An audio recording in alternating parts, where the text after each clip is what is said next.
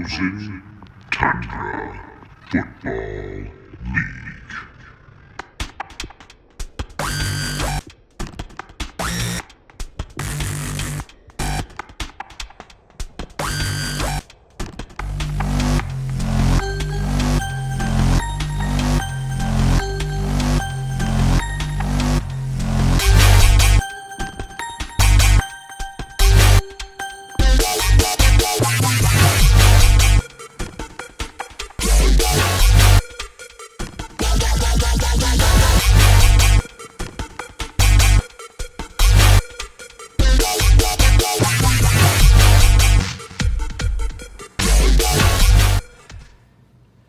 Well, hello, my friends and fellow FTFLers. It is not I, the host of the FTFL Weekly Update, not I, the owner of the hapless Hulkamaniacs, not I, your king of the FTFL. No, I will not be seen here after the performance of the Hulkamaniacs this week. Week 1, of course, is in the books. Alright, you know what? It actually, it is me. That's right. Hello and welcome to all of my friends and fellow FTFLers. I ran through who I am. You, of course, know this is the show. It is the FTFL Weekly Update, and the 2019 season is underway. In fact, the 20th season of the FTFL overall. A little bit more on that in a moment. Of course, there's always that desire, that want, that need to just overreact to death. What happened this week? The highs, the lows. Let's be honest, a win in week 1 is huge. It's not the end-all, be-all. It is not so much a sprint as a marathon, although from what I understand, everything for Linkowitz is a sprint, but that's a whole other topic altogether. Now, the last show, it was brought to my attention that I only provided predictions for the first 11 games of the season. And so now I shall provide to you the records over those final 2 weeks, just those 2 games for each and every season, and they are as follows: 0-2, 2-0, 1-1, 1-1, 2-0, 0-2, 0-2, 2-0, 1-1, and 1-1. All right, so I wrapped up that little piece of unfinished business. Now, if you were at Adam Swart, oh my goodness, he's 40. His birthday party, which was on Saturday. Deesum is no longer the Dodger. Deesum the Dodger is dead, for he presented Hagen with the trophy. Here, of course, is a picture of this actually happening. All right, now you can see there is the trophy, the golden football was presented. However, I do believe Deesum has a little bit of a surprise in store for us, although maybe not a surprise as to what it is, more so a win it is. For now, though, Sid is the champion. I shall not refer to him as the king. He is the fake king of the FTFL. And speaking of Sid, boy, him and Linkowitz came out gunning, huge scores, kind of picking up where they left off last season. Now, this week, after the first week's in the books, every one of our matchups is an 0-1 team versus a 1-0 team.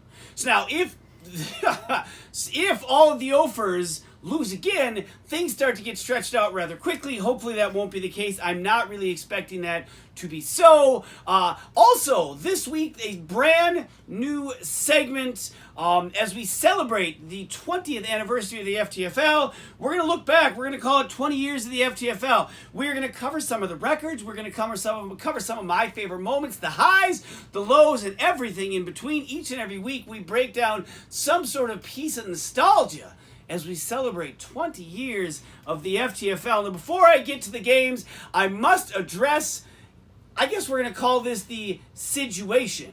And the situation, of course, is what went down Sunday into Monday, I believe it was, where the commissioner, Sid Hagen, picked up Terry McLaurin and then promptly dropped him. Not entirely sure what was going on there. There's all sorts of commotion. And, of course, this week the Terry McLaurin lottery happened, but then it didn't. Because Jeff Markser supposedly claimed him on waivers. I don't know what's going on, and you are probably all going, who on earth is Terry McLaurin? So being the good reporter that I am, I looked up a few of the stats on his Wikipedia page. Being as he is a rookie, it is rather short. Terry McLaurin attended the Ohio State University. And oh, by the way, if you'd like, you can wish Terry McLaurin a happy 24th birthday. He will turn 24 here in just a couple days on the 15th. Now, he is a tight end, which I feel very... I don't know how I feel about this. What apparently is coming down now is Sid, who drafted not one, not two, but 3 tight ends. That's right. Sid was attempting to pick up a 4th tight end. Something here has changed in Sid's life, and maybe not. Maybe he's always been into tight ends. I don't know. And let's be honest, in some ways, who isn't? However, Sid did not pick him up, but as a tight end, he is listed at 6 foot 208. Most running backs are big, and this is Chris Cooley all over again. Is he a running back? Is he a tight end? I call all across the board shenanigans. In fact, what we should do is maybe just take Terry McLaurin out of the pool, put Candy Walls back in, and then directly onto Swart's team, because that, of course, is where she belongs in the first place. And speaking of first place, we'll start with the game between the fake king of the FTFL, Sid Hagen, against the Radioactive Monkeys, a.k.a. Team Brutal. Now, the start for the week was brutal, but it wasn't all that bad in the end, although the Monkeys did fall to Hagen's team 84.5 to Sid's 127. If you're Hagen, Carson Wentz was looking stellar with 32. Christian McCaffrey, 29. Expecting a huge season out of that guy as long as he doesn't get hurt. Speaking of getting hurt, Dalvin Cook with 21. He stays healthy. Sid might not be touched. Will Lutz with 15. Devin Montgomery, 2.5. The Jacksonville defense, 0 points. Now, Sid did taunt the fantasy gods, like, who needs defense? I got 0 points, and I still scored 127. Well, maybe someday, somehow, you will need one. And not even playing for Sid was TJ Hawkinson with 17 and Dak Prescott with 32. Let's be honest, 127 was a pretty healthy amount. Anyways, if you're Saltmarsh, again, not a great week, not a terrible week, somewhere in between. Harrison Butker, 18 points. We've been up and down this road a million times, and John even kept one. Kickers seem to score a lot of points. I don't mind that, but let's be honest, there's no way you should be keeping one. Kirk Cousins, 12 points. DeAndre Hopkins, 22 there on Monday Night Football. Tyrell Williams chipped in 15. Also, though, Tevin Coleman, 3. Dante Pettis, a half a point, and Kyle Rudolph, no point. Well, when Kirk Cousins only throws the ball 10 times, Kyle Rudolph is going to struggle to get touches. I don't know, those last 3 guys, if they don't start pulling their weight, Saltmarsh this season may never get himself pulled out. On the bench, he did have Mark Andrews tight end for 16, and Kyler Murray with 20. Still too much of a mountain to climb. He falls to 0-1. Also 0-1, and let's be honest, barely with his foot, in the foothills, let alone the summit. That's right, you're looking at him, the Hulkamaniacs. Good Lord. Did somebody, maybe we need to remind my team that the season actually started and it's no longer preseason, because we ran up against Mixing Cocktails, formerly the Pit of Misery, Dilly, and both teams really didn't show up. My team, awful, 61.5 to Mixing Cocktails, 76. Now, Andy is one of the 2 franchises in the league which I own a winning record against. The other one is Eric. Even with this loss, I still hold the edge. Yay me. Really not a lot to talk about on my side. Chris Carson, 19. Aaron Rodgers, 10. No one else in double digits. Barber, Cooks, Myers, each with 3 points. 3. And the Denver defense, way to go get him, Tiger. 0. If you're Andy, T.Y. Hilton actually had a pretty solid week with 20 points. Le'Veon Bell, welcome back, 17 points, not terrible. Robbie Gould, 13. Michael Thomas, 13. Sony Michel, don't know if you saw the stat line, 0 points, 15 carries, 14 yards. 15 carries, 14 yards. Now, I would make him the dud of the week. However, his team won, so he was saved in that effort. Joe Mixon of the team which is named for him, 1 point. Cam Newton, 4 points. Needless to say, both teams need to be better if they want to start working their way up the standings. As far as being up the standings, John Linkowitz is going to be sitting atop the North with a 125.5 point victory over Ryan Deesum. And once you see them, you can't unsee them. titties and balls, 99.5. A good showing for decent, but not enough. John Brady had 28. Derrick Henry, 26.5. Can he keep that up? If he does, John is sitting on quite a team. Minnesota's defense, 16. Zero line, 15. I mean, these are the people that John is drafting early rounds and, of course, now getting points back for them. Again, John, you're either on something or onto something. I haven't quite figured it out. The only two in singles for John was Tyreek Hill, of course, who got hurt, is going to miss time, and Zach Ertz, who got 4.5. Delaney on the bench was 16.5. Again, didn't matter. If you're decent, Patrick Mahomes in that third-round pick paying off huge dividends already. 32 points. Alshon Jeffrey, 16.5. Alvin Kamara, 13.5. Kind of a low week for him. Could have helped out with a few more points. Kelsey with 5.5, and Corey Davis with a big, fat goose egg. Also in the running for dud of the week, but I'm telling you, this one was a clear-cut runaway winner. Speaking of winners, we've had a lot of them in the FTFL over the 20 years of our existence. Now, if you look back at the statistics, you will find, actually, that there isn't any one runaway person, and there isn't any one runaway loser. We're all kind of in which, let's be honest, this is all really luck that in the end is what matters, and so over time we should kind of all just level out. However, I will go through from the bottom to the top as far as winning percentages. Starting with at the bottom, number 10, John Linkowitz, the only original member of the FTFL who doesn't have 100 victories. He sits at 99. Win this week, John, and you join the Century Club. Next up in front of John, John's winning percentage, 407. Coming in at 435 is me. Now, I know what people like Jeff Marks are thinking.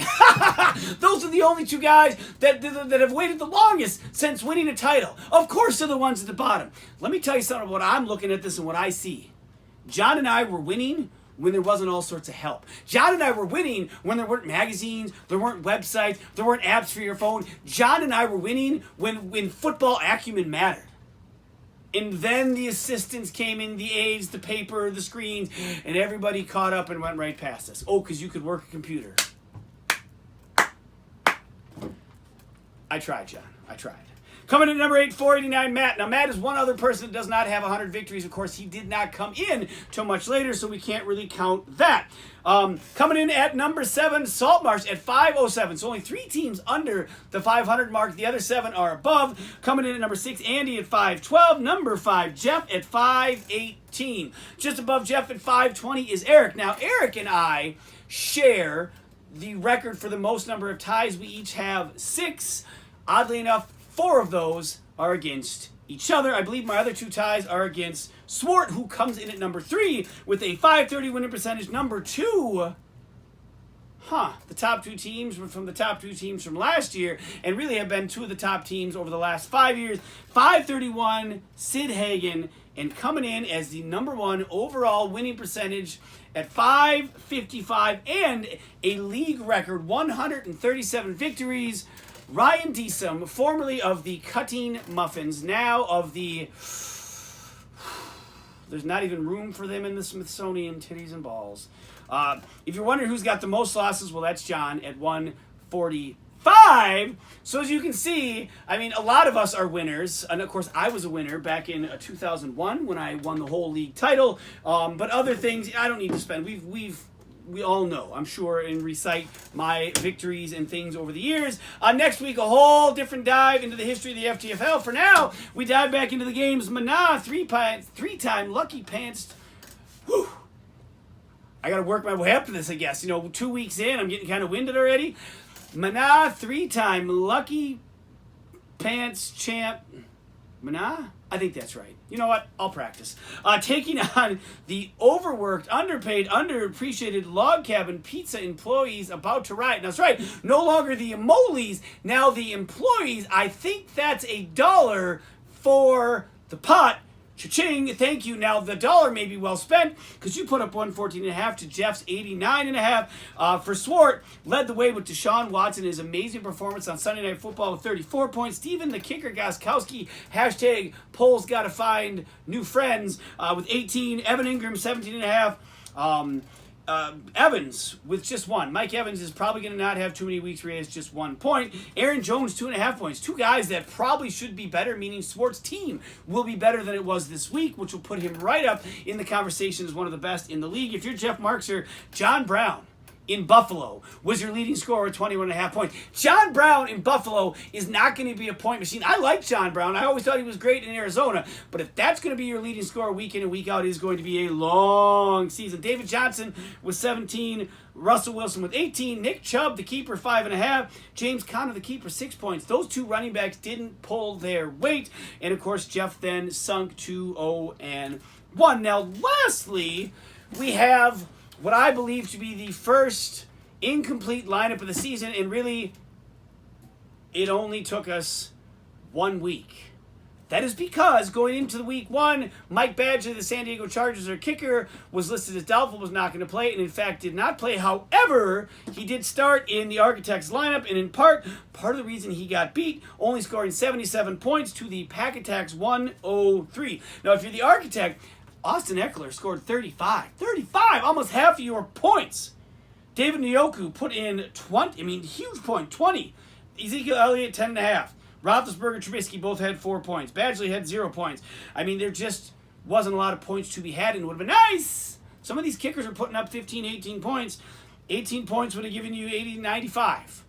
Your quarterback plays a little better, but bing, you're in the winning column instead. Your losing column still underneath 100 with a ways to go. If you're Eric, 28 from Rivers, 18 Keenan Allen, 18 from Mark Ingram, the second. On the bench, Marlon Mack with 22. But again, it didn't matter. He got the victory. And in victory on Sunday night, I don't know if you watched this, Deshaun Watson, what a game that was. I felt bad that he had to lose 34 points in a come-from-behind victory, and of course led the overworked, underappreciated, underpaid log cabin pizza employees about to riot to a 1-0 start. The dud of the week? Everybody on my team except for Chris Carson. Every single one of you. That includes you, Mr. Rogers, a he of the 10-point variety. Are you kidding me? 61.5 points. 61.5 point is pathetic. It is pitiful. Come on. The whole team, outside of you, Chris Carson, well done. You're all duds. Let's turn it around. The decent update has got to be Matt for submitting an incomplete lineup. I believe that's $5. So the pool went up $6 this week, along with all the pickups, and maybe another $1 if Terry McLaurin finds a new team. Where does Terry McLaurin belong? Brother needs a team. Hopefully we get that figured out soon enough. For now, we look at the Week 2 matchups. Adam Swart taking his 1-0 record on the road to the Hulkamaniacs, looking to strike with their first victory here at 0-1. The Radioactive Monkeys at 0-1, taking on Mixing Cocktails at 1-0. Mana, 3-time Lucky Pants champ. Mana! I got it! At 0-1, taking on Team Linkowitz at 1-0. The Pack Attack 1-0 versus Ryan Deesum. And not even worth 2 bits for a sneak peek. It's titties and balls.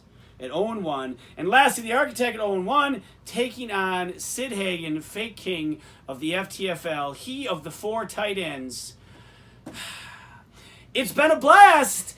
1 week in the book, 12 weeks to go. The end will be here before you know it. Get your team shaped up just like Sid's tight end position, and we'll catch you next time. Till then, peace!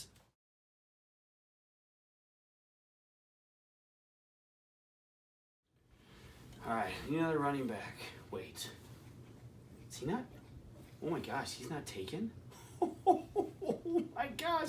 Why hasn't anyone taken Lamar Miller? Wait. Hey, Nicole, check this out. I'm going to get Lamar Miller. And then, on the way back down, I'm going to get Andrew Luck. This is going to be my best year ever. Yes!